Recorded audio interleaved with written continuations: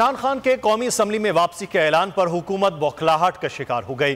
Speaker अपने ही बयान से मुनहरिफ हो गए। एक बार फिर बगैर तस्दीक के PTI के मजीद 43 अरकान के इस्तीफे मंजूर कर लिए गए। 4 मराहिल में मंजूर किए गए इस्तीफों की तादाद 124 हो गई। असम्बली में मुनहरिफ के अलावा PTI के सिर्फ 7 अरकान बाकी रह गए।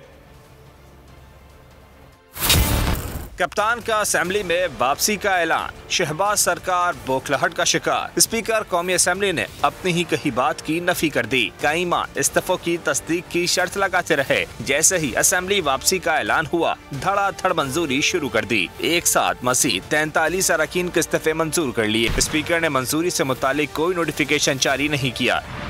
इस्तीफे मंजूर करके इलेक्शन कमीशन को भिजवा दिए। PTI अरकान गुज़िश्ता रोज कौमी असेंबली पहुँचे, मगर पार्लियामेंट हाउस का गेट बंद मिला। अरकान असेंबली ने बतौर एहतजाज मरकजी गेट पर धरना भी दिया।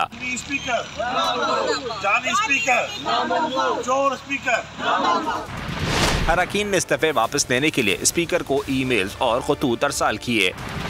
इससे कबल स्पीकर की जानिब से 3 मराहिल में 80 इस्तीफे मंजूर किए जा चुके हैं। 43 इस्तीफों की मंजूरी के बाद असेंबली में PTI अरकान की तादाद सिर्फ 7 रह गई है।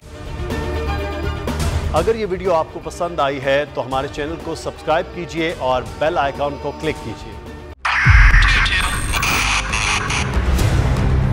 2022 बहुत सारे तोहफे भी देखे गया पाकिस्तान की आवाम को। पाकिस्तान की आवाम को एक तोहफा ये दिया कि आवाम को पता चल गया कि पाकिस्तान का मीडिया क्या है। साल 2022 में सबसे ज्यादा देखे जाने वाला चैनल बोल न्यूज रहा नंबर 1। हमने बहुत सारे शोज और ट्रांसमिशंस की। पूरा साल मुसलसल जदोजहद में निकल गया कि ये वोट ऑफ कॉन्फिडेंस के पीछे कौन लोग थे।